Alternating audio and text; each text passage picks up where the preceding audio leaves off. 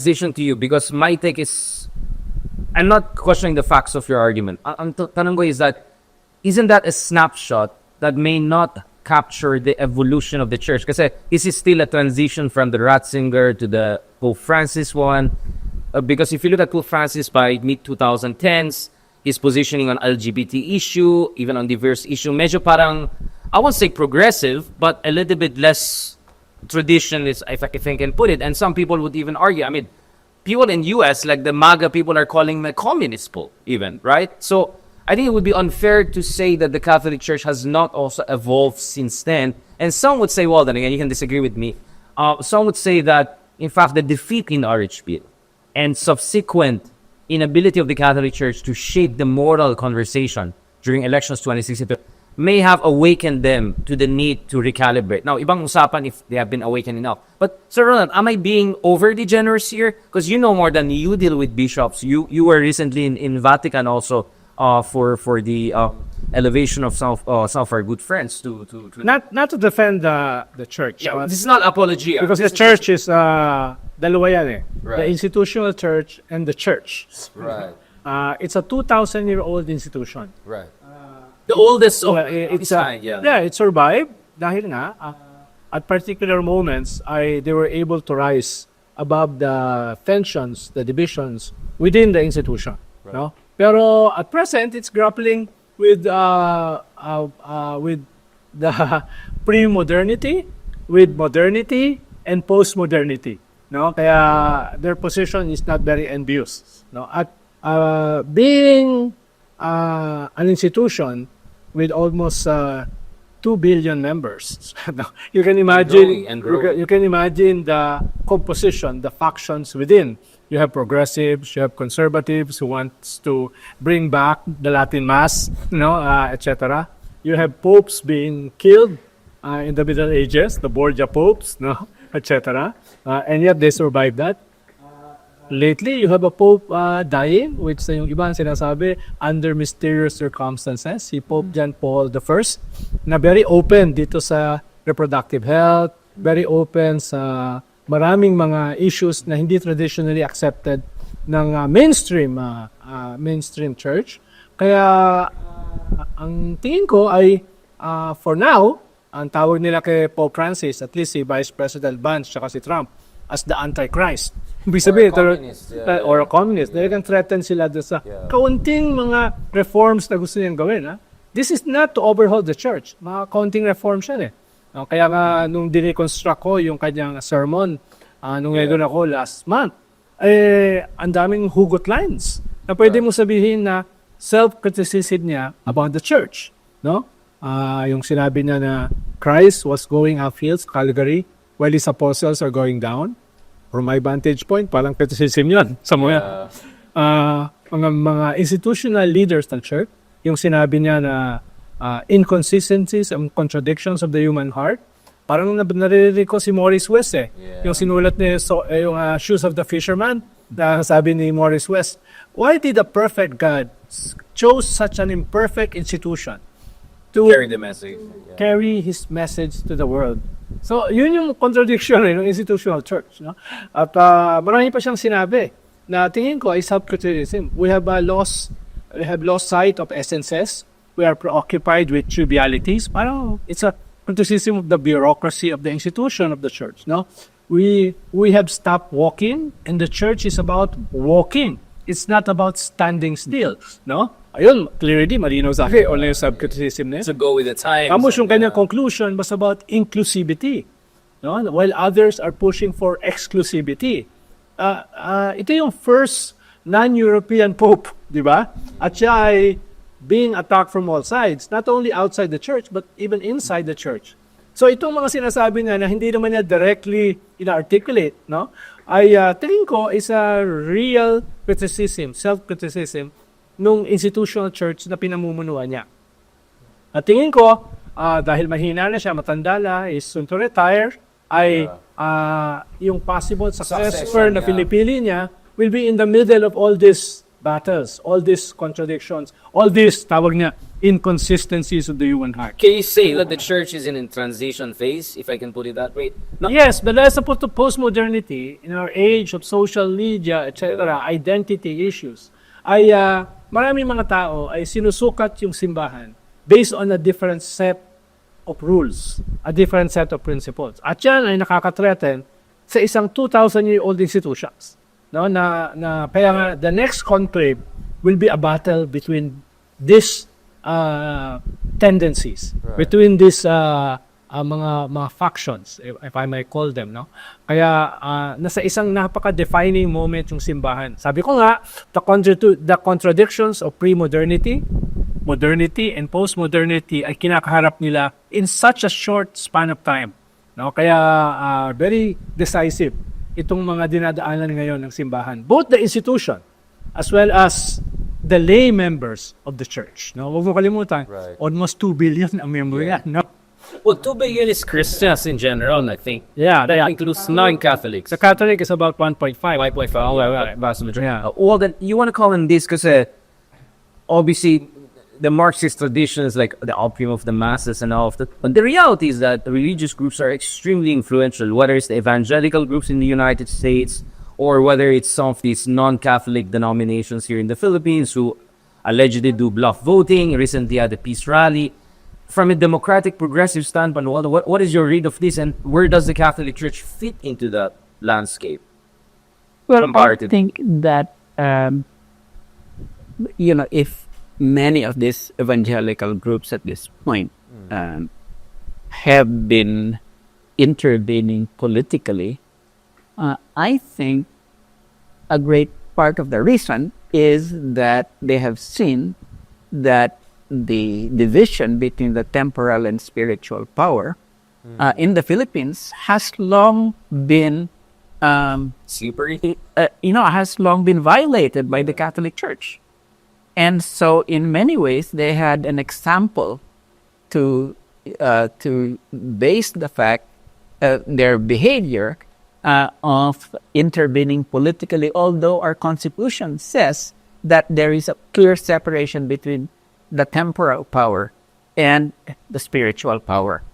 And nowhere was this clearer than during the battle over the RH bill, whereby the church basically came on to the arena, of the temporal power to take care of the physical welfare of the country.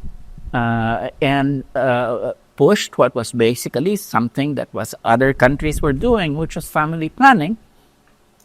Not controversial, and yet they stepped in and basically tried to kill this. Thank God that we had a Congress that stood up to the church. And you're definitely right that that was a defining moment for the church. That they realized, although some still haven't realized this, because you just seen that there are these 7 senators that withdrew their sponsorship of Risa Hontiveros' comprehensive sex education bill because, again, the Catholic Church and the hierarchy have been trying to stop it. To stop sex education, this is something that people really need to have at a time of rising teenage pregnancy, because talagang, it's very important for the government to be able to provide the facilities to tell people this is what happens in sex, rather than people realizing, oh my God, so this is what happened to me, now I'm pregnant. Or contracted the disease. Or contracted a disease. Especially in a very hyper-sexualized digital era. What could be wrong with such a bill that they would threaten to retaliate against the senators? But when I looked at the names of these people, like Jinggoy and Paragons of morality and family values. First they say okay, then they withdraw. But I was quite disappointed that even Sereno. Lauren Lauren Regard. Yeah. I'm not withdrew. Oh, okay. But, I mean, kasi, Sige na. but in any case, what I'm just trying to say is that I would disagree that they've learned their lesson. The lessons, okay. You know, You're kasi more skeptical, yeah. I mean, maging neutral na lang sila. Don't start trying to kill the comprehensive sex education bill. But there have been. You're talking about Catholic Church, but is Lalo na evangelicals yun. Lalo na the SAI, kas yung sinasabing itong mga senators na ito ay based on fake news, based on disinformation. What they just have to do is check the bill. No? Parang si Presidente Bongbong, woke daw itong bill, marami daw mga detestable components. Can I clarify? Simple lang yun. Babasahin mo lang yung bill. Just, no? Or ipabasa mo sa secretary mo. Wait, Sir Ronald. Ang sabi nila dun sa bill daw, meron parang about masturbation for 0 to 4-year-old kids. Yeah. Tapos yung isang former Chief Justice said, who's not Catholic, I think evangelical. Sabi niya something like, baka ang mangyayari dyan, people are gonna use remote control, then put condom, and then people will be traumatized by remote control. Then they're gonna touch themselves in class. Like, at the South Park. Like, what the heck was that? In fairness, yung Catholic Church was not up in arms katulad Yun nga, kaya that's what I'm saying, Walden. katulad ng RH Yeah, I felt kasi there's nandito yung mga Jesus is Lord, nandito yung That's what I'm saying, Walden, evangelical. yeah. Sila yung medyo vanguard dito sa Exactly. spirito. In church, medyo parang hesitant, no? Especially with a leader like Cardinal Ambo. No, hindi sila masyadong katulad nung sa RH bill dati. Yeah. They toned down. That's what we were saying. Sure, but if you read the Inquirer and all of that, it's priests who are writing in. Yeah. So it's the priest, probably. But I'm just, in other words, I think that I'm quite skeptical pa rin. Yeah. about this. So Gusto ko lang banggitin Please, Ronald. banggit mo kanina yung opium of the people. Yeah, No? yeah. Actually, nung sinulat yan ni Karl Marx, meron siyang mas empathic na mga description. Ang sabi niya, the sigh of the oppressed. Your religion daw. The heart of a heartless world. Hindi lang siya naging popular, yung opium of the people na naging popular. Pero marami siyang mas empathic na description sa religion. Even Nietzsche, right? Even Nietzsche said it anchors his God is dead, sabi If you read Thus Spoke Zarathustra, he talks about that if you take away religion, then you're left with what next thing you have is fascism and nazism. But anyway, I don't want to go too much into that. Ang point ko lang is, I think people have to understand, we do have, I think, some different points of view in terms of, is the church evolving or has it evolved enough? And then the other thing is that ang dami ng ibang mga religious groups. I mean, Walden, from a political sociology, because you're the tenured sociologist among three of us. But on a serious note, can you have a real democracy if religious groups who don't pay taxes, who are getting all of the advantages of having, can be so openly involved? I'm not talking about the Catholic Church per se, but we had the peace rally the other month and all of that. I mean, can you really have a real democracy if you have a situation like that, whereby each organized religious group essentially tries to flex their muscle once in a while? Well, I think or it's just an expression of a pluralistic democracy, to be fair. No, I think that one of the things that I really, feel is the foundational principle of democracy is the separation of church and state. And I think that when that is threatened, then you will in fact have a situation, which could really lead to tremendous social strife. Right. Once religion invades the secular realm, as it is now doing in many places, including the United States. Yes, yeah. Then I think the possibility really of civil conflicts that become irreconcilable precisely because they begin to be seen as all or nothing conflicts that have been brought into the secular arena. Then I think that is a real danger at this point. That's why, to come back to my original point, Yep. the lesson that many of these evangelical groups, or whatever you call them at this point, the bad lesson that the Catholic Church hierarchy taught them was, in fact, that about intervention in the political arena, and nowhere was this most evident than during the RH bill conflict. Now, that's why for me, that was an experience that I really made me very, very, how would you call it now, quite firm. In terms of my my attitudes towards the church. Not that I was a Catholic before. Well, neo ka. Yeah. But but the important thing is what I'm just trying to say here is that very strong yung formation ko in terms of my current attitudes towards the church by my experience with the art Studying in the bill. Pero meron nga mga very important theologians katulad ni Thomas Halleck, a Czech theologian and priest na malaking influensya ngayon na dito sa mga debates within the church, no? Meron siyang magandang book, The Afternoon of the Church. No? Na pinapaliwanag niya yung context ng evangelization, a centerpiece of the Catholic Church. Na sinasabi niya na how can you have evangelization without enculturation? No? Evangelization is about convincing those who are unconvinced. And you cannot just impose your values, your parang ideology, your theology on those who are trying to convince. You have to understand their culture. Right. No? Kaya Life world. Kaya ang premise niya, ang kanyang proposal is inclusivity, Right. which is now a major debate within the Catholic Church. No? At kung hindi natin ito gagawin, itong enculturation, ay yung ating evangelization will be just an empty shell of what evangelization means. So, and this guy, this priest, this theologian is having such a wide influence in the church, especially dun sa mga non-European Catholic churches. Right. At tingin ko, even Pope Francis is listening or reading him. No? Dahil nga, the future of the church Is in the global sum. yes. Ang sarap talaga pag Ateneo at USC, tamabigtas taga UP yung nagtatanong. I have two related questions on this. One is more local and one is more global. One is, and I felt this was a kind of an unorthodox interpretation. When Duterte was attacking the church, one interpretation was he has the wrong intention, he's the wrong person, but you need assertion of the secular power by the Filipino president. Pinoy did it in a much more subtle democratic way.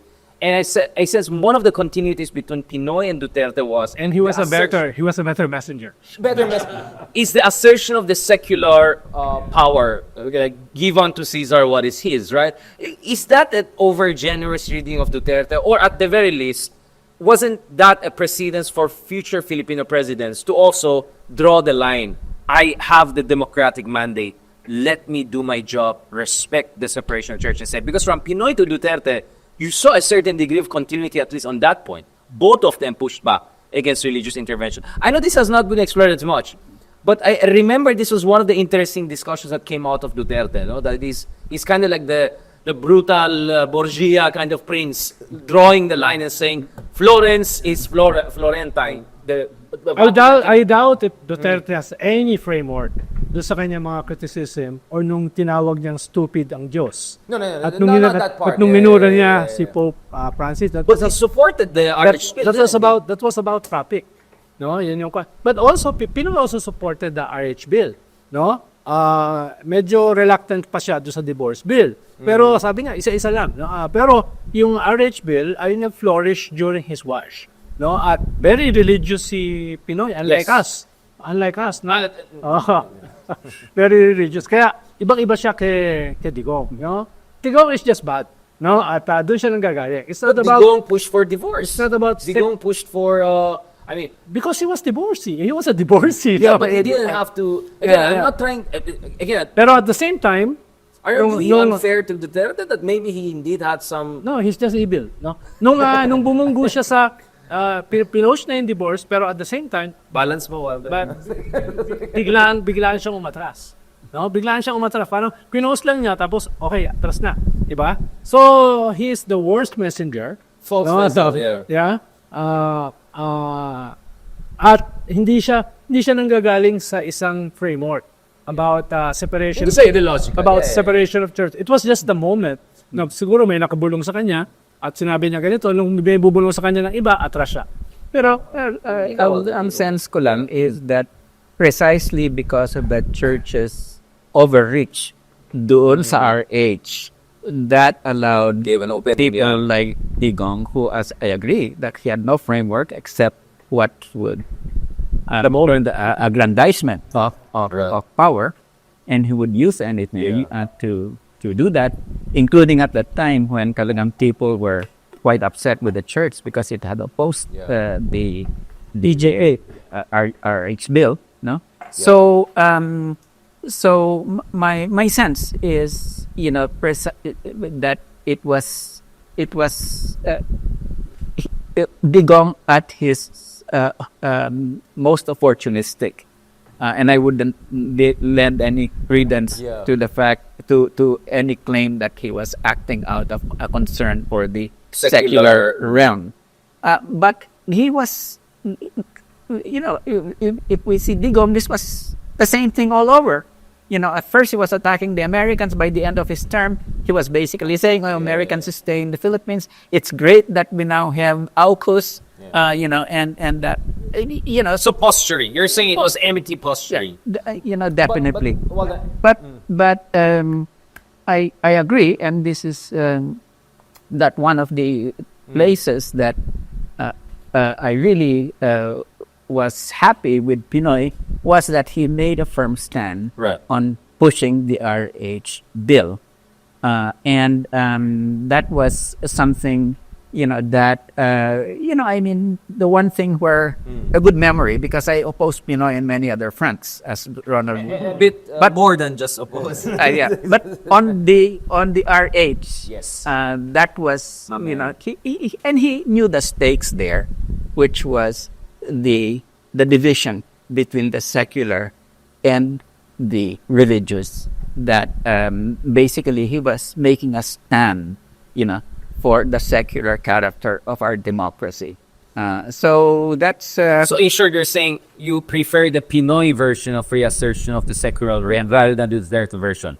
yeah. I think that's more or less what both of you guys are saying. No, I mean, because the Duterte version was just really, it wasn't even anything that had to do with defending democracy or the secular realm. It was just Power play, ego trip. an ego trip, and that it was promoting whatever he wanted to do at the moment, and so But don't you think at some point, if this religionization of our politics reaches a certain threshold, that you may need a l'état c'est moi kind of a Sun King, strongman, or secular leader to come in and draw the line? Don't you think at some point that may be necessary? I know this is the dangerous argument I'm making, I'm implying here, but na baka the Pinoy version might be too weak at some point to make sure things are in the right place. well, I think naman that you can have such strong enforcement of these, the religious, the realm of religion and the secular realm, without it being done in a dictatorial way. I think that can be done. Right. An even more strong assertion than Pinoy would make, but not dictatorial. What is the Latin American parallel of this? Because they're Catholic countries and they have much more progressive legislations than us, including on divorce, right? I mean, even compared to our Catholic peers who are quite unique, right? Yes. How did their secular authorities, or for that matter, Spain and Italy and those other Catholic countries, how did their secular authorities assert the power in face of reactionary pushback by religious groups? Well, I think in Latin America, I think that the progressive left made a very big difference there. Right. Because it wasn't just the liberals who were already who were in an anti-clerical mode, but progressive parties on the left who came to power at various points in time. Over time, they were able to read into their constitutions and their politics the separation between the church and state. And over time, they were able to push, the institutionalization of family planning, divorce, abortion, and it's and i- for all intents and purposes, you have countries that are now much more secular than say they were A generation a generation ago. And I think it's also following the same footsteps as in Europe, Yeah. whereby Italy and Spain, And France. traditional Catholic countries have been able to enforce this separation between the church and state, and pass divorce, abortion, and family planning laws that are basically would not have been conceivable 50 years ago. Absolutely. I mean, Spain, Until Franco fell, right? Yeah, was But considerable. Yeah. Italy. I mean, these are now the bastions of strong secularism, Right. and the Philippines could also follow that path, if just the religious groups, particularly the Catholic Church, were to really learn that you can't resist the expansion of human rights to be enjoyed by people, whatever their identity in. So I would say that the passing of the RH bill was a very important part in terms of the step, in terms of the expansion of human rights in our country, and Edsel, that we both knew, Please. Yeah. and I was so happy to work with, because I called him my commander in Congress. I remember those And let me just say here that as I wrote recently, I was just astonished at his debating skills. He was like a tank that was punching holes Yes. almost single-handedly in the defenses of the pro. And with the Roman statesman prose too. Yeah, right. Incredible, yeah. I miss that. No? Yung magdedebate sila ni Pablo Garcia, Oops, sorry. magdedebate sila ni Crediboy Locsin, Rolly Zamora. No? Lahat sila wala na ngayon sa Congress eh. Si Walden Bello, wala na eh. Kaya The golden era, narinis ko yung ganung quality ng debate. Yeah. And that's what the RH, the battle over RH was, that we had real debates. Even if you disagree with what they're saying, it is meron silang intellectual rigor. Nandun yan talaga. At medyo tama yung grammar. May sinasabi ka sa quote ka malit. There's another thing I want to ask in relation to this. Gusto ko lang dagdagan yung Please. binanggit ni Walden tungkol kay Edsel. Edsel. Dahil Please. kasama namin siya noong 96, 97, 98 dun sa pag-campaign dun sa party list law. Right. Which was the real party list law then. Ngayon, bago na na-distort na yan ang mga decisions sa Supreme Court. No? Hindi mo na alam ngayon what kind of party list law yung meron tayo ngayon. Pero noong 96, 97, 98 naging bata siya, ay isa sa mga stalwarts na kasama namin was Senator Bobby Tanyada, Eta Rosales, and Edsel Agman. At huwag niyong kalimutan, yung dalawang kapatid ni Edsel ay very progressive na namatay dahil sa EJK, extrajudicial killings. martial law. Si Attorney Hermon, Yeah, 1977. And that's the first during one of the first disappearance. Tapos si Popoy Lagman, Yeah. post sa EDSA na, namatay. So, even yung pamilya niya ay nag-sacrifice dito sa He has sa a whole policy. say so. Yeah, exactly. So, kailangan maalala ng mga tao yan. No? They may disagree with some of the positions ni Edsel, pero hindi mo matatawaran yung commitment ng kanyang pamilya. At hindi mo rin matatawaran yung kanyang mga advocacies for political reform. Yeah, that's very important yan. I said niya kay Attorney Lara Ramirez, yung app niya, when I went to the wake last week, I said that your family has really paid the price. Yeah. And I think the fact that his brother was assassinated, and the other one was also gunned down at UP. Grabe, no? By the way, Grabe. that I think these were experiences that fortified him to really fight for human rights. And he felt he carries the burden of responsibility kasi he has to continue the legacy. I have another question, and probably we'll make even more enemies with this one. Woke ideology. What on earth really is this woke thing? Because it's now the favorite cannon fodder of the MAGA movement, illiberals, conservative factions, Even clerical our factions. president. And the president even using to adopt the sex education bill. What is It was this, so woke. What is this woke thing, Walden? Because of the three of us, you have seen the evolution of the left at the global level, not just in the Philippines. You were there in the Berkeley days of the 60s and all. Is woke ideology really an ideology? Is it a knockoff of progressive ideals? Or is it actually an antithesis of progressive ideas? Because some people will say woke is really just a bunch of liberal people who are interested in some projects of people who essentially try to focus on issues of prejudice and discrimination, but taking out the class conflict aspect altogether. And a lot of these people are concentrated in elite institutions like top universities, NGOs, etc. What is your read of this woke? Because this is what always the right-wing MAGA use to denigrate the entire left and progressive movement. Is wokeism a reflection? Is it a digression? No, is it a continuation? How do you see this woke thing? I think this whole anti-woke thing is, really a matter of disinformation about what They really is stand for. really stand for. Right. Diversity, Equity. equality, Equity and inclusiveness. inclusion. Yeah. I think these are efforts to really Legitimately make take the care, yeah. progressive democratic ideal extend to everyone. Right. And in the United States, shorthand lang dyan in order to, for instance, attack institutions or programs that want to eliminate or eliminate racism. Malaki talaga yung component ng racism in this anti-woke thing. Black Lives Matter, for instance. Yeah. And even sexism. Yeah, and sexism. So, sir, I think I agree.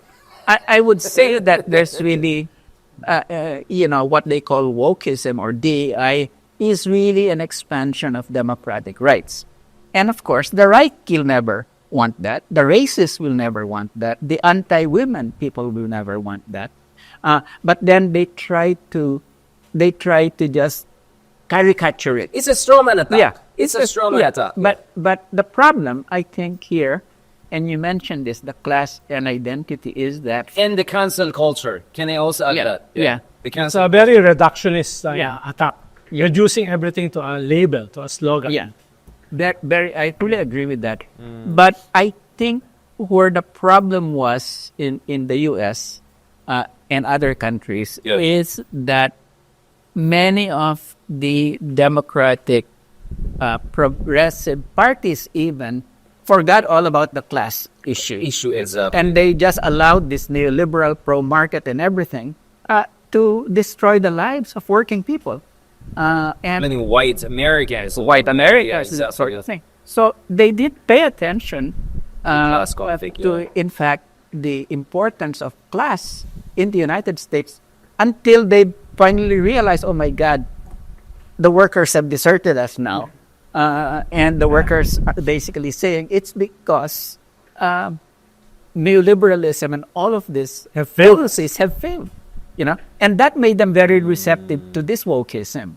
So this is it's a bit more complex than just an attack against the extension of democratic Civil rights, values. and civil that rights sort of movements. thing. If, in fact, in Europe, in the United States, the Democrats and progressives had not forgotten Yeah. the economic needs of the people Exactly. and did not allow very high levels of inequality, the 1% to be able to dominate and you would not have had the base. And or working with the labor unions, grassroots movements. Kaya nakakatawa nung ginamit siya ni President Bongbong Marcos.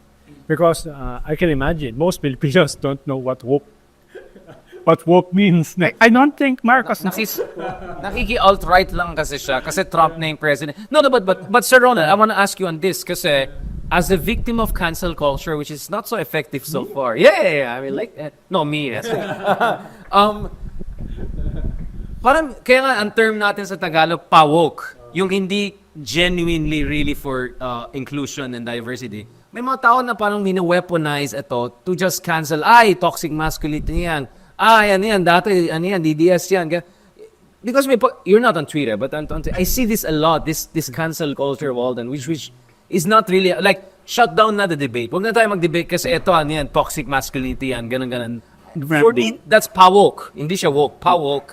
That is a bit problematic in my opinion. Di ba? Ako kasi sticks and stones Yeah. can break my bones.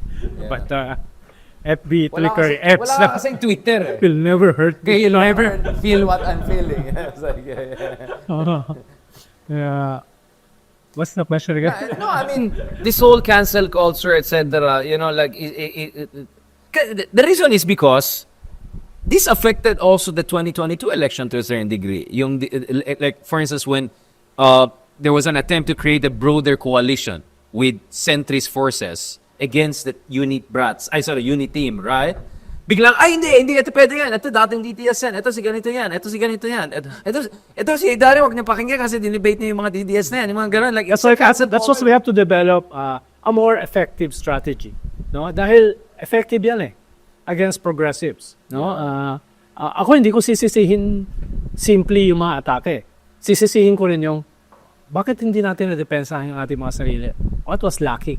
So ako, mas ang hahanapin ko ay how do we confront? Because our enemies will always be imaginative, will always adjust in their attacks against us. Dapat tayo ganun din. Mabilis din tayo mag-adjust. It's like a political year, no?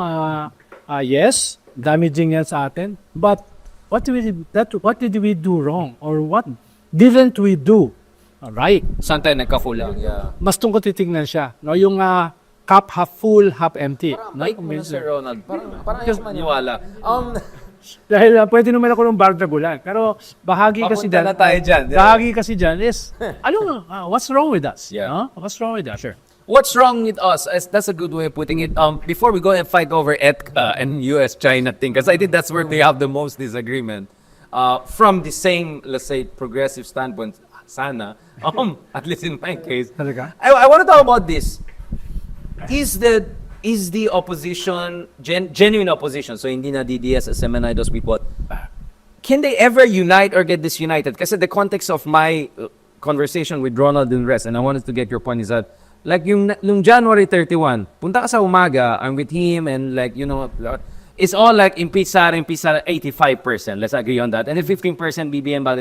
Then I go to the next one, it's like Martin Romualdez, worst budget ever, kasalanan mo lahat BM, and then like 10-20% impeach Sara, diba? And then Makabayan have their own thing. Parang may nakalimutan ka. Ano nakalimutan? Yung malaking banner. And then there was this, that's a 2 minutes, then there was this malaking banner, di ako nagbabody shame, si Martin Romualdez yung nasa gitna, and then konting Sara and Marcos, di ba? So essentially it was an attack. And then there was another banner, and there you go. Yeah. Parang all resign, parang resign lahat, Marcos down, ganun. And then, even more interestingly, may mga DDS dyan na ex-generals and all, na parang gusto nila RevGov na. So parang, well then, on one hand, a part of me says, I hope you will be still proud of me after saying this. Like, a part of me is, okay, ganun talaga, we have to be open to different discussion. I'm sure you have different take than me and all.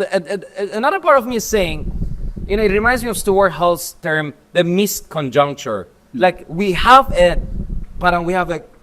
opening now to take down at least one of the bad guys to set up taking down of the other bad guy later on. But because we're so sabog and everyone doing their own thing, this will be, I'll call it a misconjuncture. I know you'll call it the trillion strategy, but yeah, but you get what I'm saying.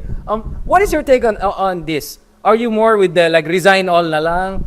Both Marcos and Duterte's are equally evil. Let's just take them all down. But logistically speaking, how are we going to do that? Because like, you can't go. Kasi that's the narrative. Yes, I mean, parang pa-ICC yan si Duterte, Marcos, pinakamasama. Uy, Marcos, tulungan mo kami, pa-ICC natin si Duterte. Like, well, how is this gonna happen if we're gonna attack all at the same time? Like, nothing is gonna happen. It's gonna be possible. Or worse, pabaksakin lahat. RevGov.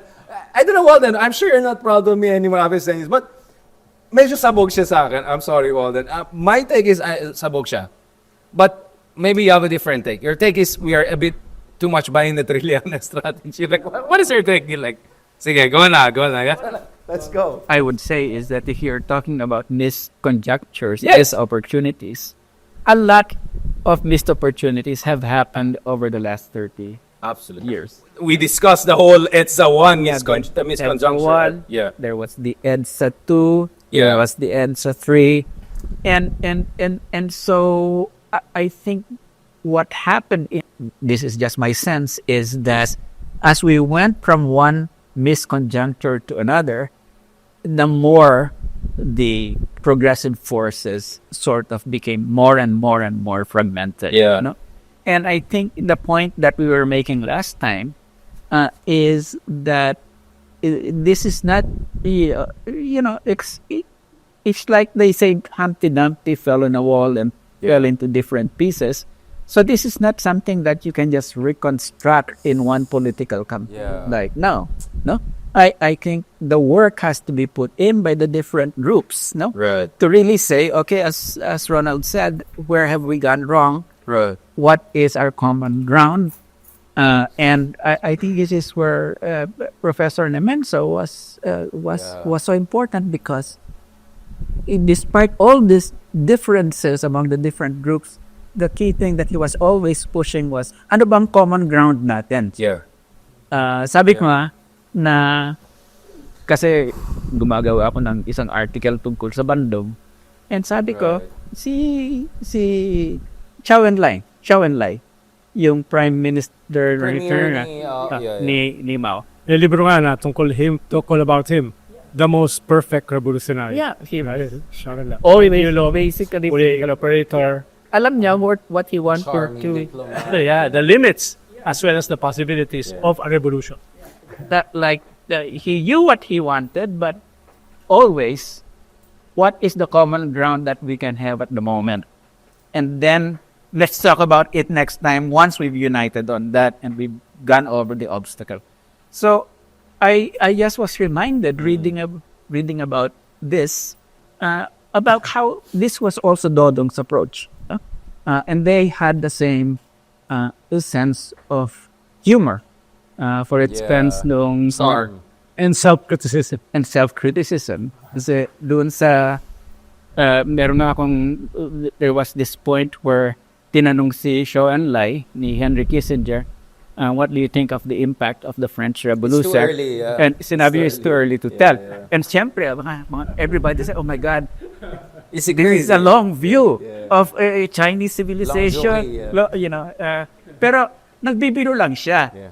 Only he meant it as a joke and a dig at the West. Naisip lang niyo with history niyo. But he said, Sasabog din kayo. Like, yeah, but it was, ano ba tawag sa French? Double entendre. Ngayon, pag ang kasama ni Zhou Enlai, nung sinabi niya yon, si Dodong, makukuha ka ng joke si Dodong. I think Zhou Enlai was also trying to question, kasi parang ang fear niya was, Kissinger was implying, that should be the direction of history. Is China about to go? So he was saying that, Sinasabi, don't bata-bata, mga 200-300 years. pa lang kayo. Kami ay 8,000 years old na kami. It's actually triple entrante. Triple entrante, tama. Nag-dig din siya na you guys are barbarians. But speaking of Zhou Enlai, he negotiated the United Front with the Kuomintang against the Japanese. So he was also a great negotiator. So as the operator in the room, Sir Ronald, aparachik. Yeah, of course. Wrestler.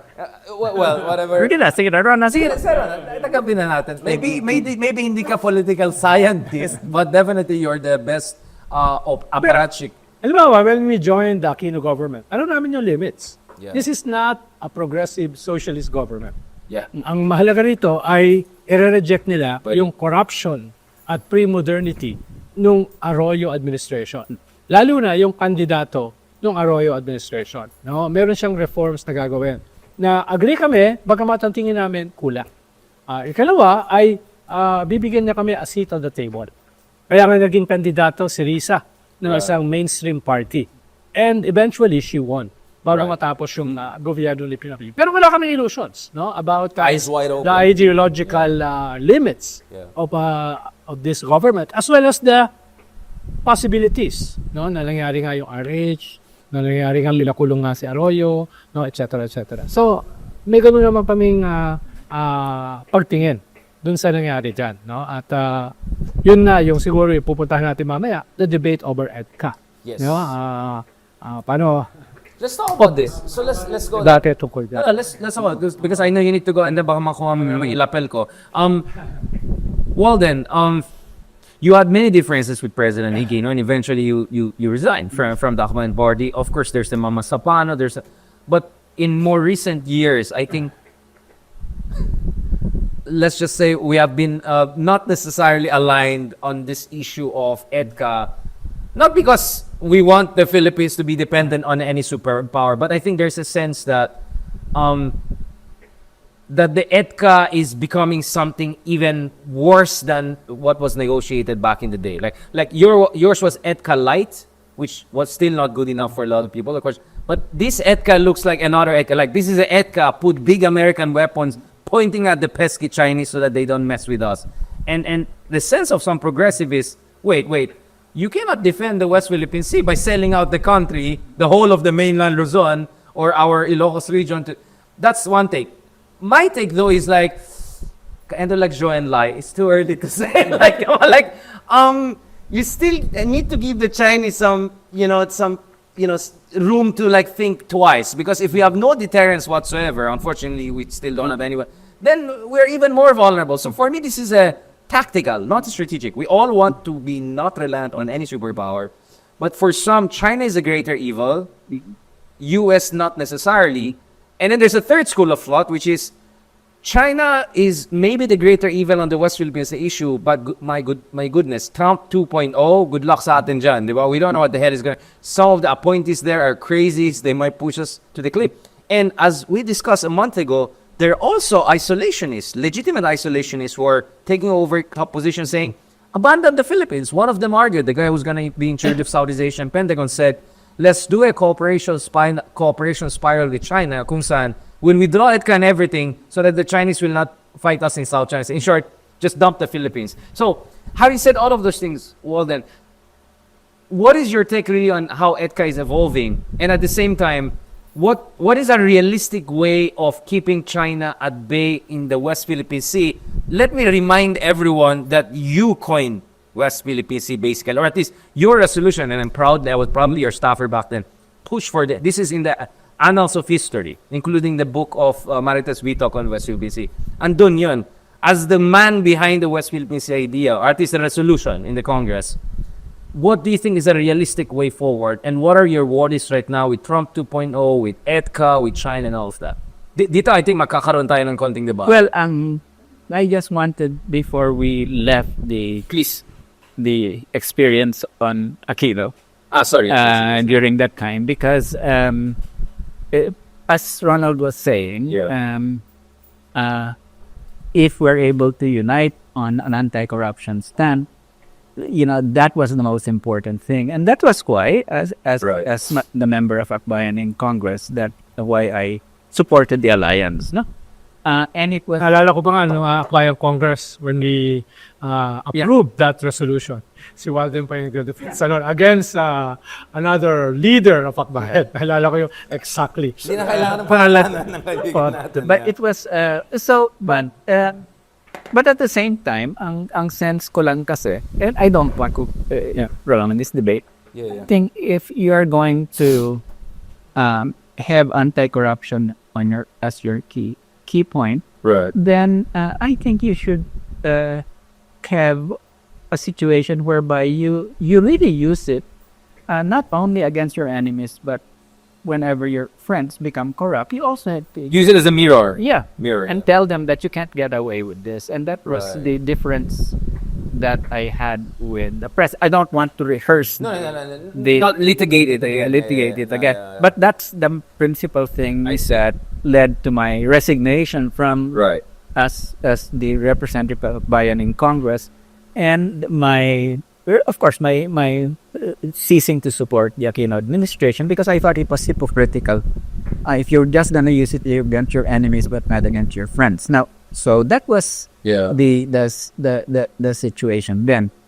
And I also felt that if you're in a coalition, you should be able to criticize. This is where we came to EDCA because I think I really was very critical of EDCA to the point where the president, in fact, told Ronald that I was more opposition than the opposition. Remember that, Ronald? Yeah. And Ronald, Which is not entirely wrong. yeah. Okay. When he came, Ronald told that to me. I said, "Oh my God!" And it was, and I think he Di did. ba sabi niya sa'yo, mag-presidente ka na lang? May time na pikon siya sa'yo. Sabi niya. Professor, ikaw na lang mag-presidente. Di ba napikon siya sa'yo? Ganon. So, yun yung differences namin. Plus, mamasapan. But we need not go into that. Okay. No, that's US-China. I want to talk about, kasi kanina Duterte, Marcos, religious groups, US-China. Let's talk about this Cold War. Yeah. Okay. Well, first of all, my stand had always been that we should try to seek an independent foreign policy.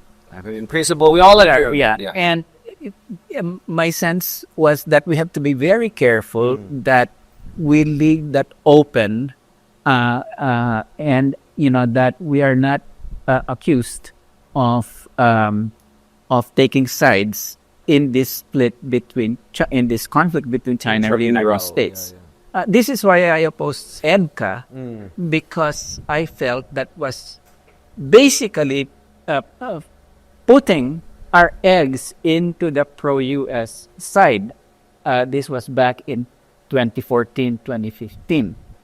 And and I said that we're bringing the resolution to The Hague about China's positions there in the West Philippine Sea, and we're undermining our own legal position that we're bringing to The Hague because we have entered into this military agreement with the United States. The second thing that I pointed out is that, in fact, the United States was not making any commitments to defend us on the West Philippine Sea at that point in time. Yes, I agree. And you're making a military agreement with no real, and the reason you want it is because you want U.S. deterrence in the West Philippine Sea. And so that was basically what I was saying, is that it's the wrong move because it will compromise the legal position and that it gains you nothing. So the situation is that what I proposed then, and in fact I wrote about this in the New York Times, is a four-step process of negotiations. Let's deal with the demilitarization issue, and then only at the last step do we then deal with the territorial issue. So 1, 2, 3, 4. Right. Kasi this is the way that diplomacy should be Can conducted. you give a snippet of that? Because I remember the other New York Times piece we had all together debating about the Duterte. I missed this one. What was the fourth phase again? Sorry, I missed that. Sorry. Well, Okay, can we go the to the first phase was that let's have an agreement whereby the Chinese would withdraw from their positions in the West Philippine Sea, and the United and the Philippines would withdraw from EDCA. So Mutual disengagement. mutual disengagement yung unang-una, and then bring ASEAN in a very strong way to push for the demilitarization of the whole area, no? And then isettle muna natin itong military issues, and then we end up with discussing the territorial issue. Kasi yun ang pinaka-sensitive. Pero unless you have confidence measures that can bring you to the last point of let's discuss the territorial questions, it will be very difficult to achieve an agreement. Let me just say here that I think history has borne me out, because the U.S. said during the and in fact, Bongbong even went to in April of last year, Kishida and Trilateral. yeah, that trilateral Draft was, meeting, that ironclad raw yung defense sa atin. But let me just say that, okay, when has the U.S. ever intervened in the fights or the conflicts between our Coast Guard and the Chinese Coast Guard? None. Zero. It was purely rhetorical. And because the U.S. Is not going to risk a war with China by taking the Philippine side in islands disputes. And we should have seen that from the very start, that mas malaki yung stake ng US than getting involved. It has never, in all of the conflicts happening now, although the rhetoric of Biden was to say, ironclad, none, zilch, has happened there. So if you're not getting any kind of real support from your partner, and all your partner really is interested is to make you a bastion for, containing China, why enter into this agreement at this point in time? So tama si Aquino he's even more opposition. Mas magaling pa yung argument mo kaysa DDS eh. But I agree with Walden. During that moment, during that interregnum, And then I'll bring in my own arguments again. was not very active. Thanks, Walden. That was- Okay, I forgot that. But in relation to the Philippines, they were looking somewhere else. Even yung pivot to Asia ni Obama, wala siyang substance. Wala. It was just a slogan, no? Nung nangyari yung Scarborough Show. Scarborough Show, no? Ito hindi ko kinikwento sa marami. I was sent to China. Para dahil ang tingin ni Pinoy, I understand socialism with a Chinese space, with Chinese Ikaw yung show and lie namin. more than any other cabinet secretary. No, ang Obertis Italianes daw yung pumunta. Pero Tago, pumunta ako doon. Nobody knew. So dalawang backdoor pala nangyari. Knew about that. Double backdoor. Some Politburo members. I met Wang Yi. Pumunta ako Hong Kong. From Hong Kong, pumunta ako ng Beijing. Secretly. And I was, what's happening?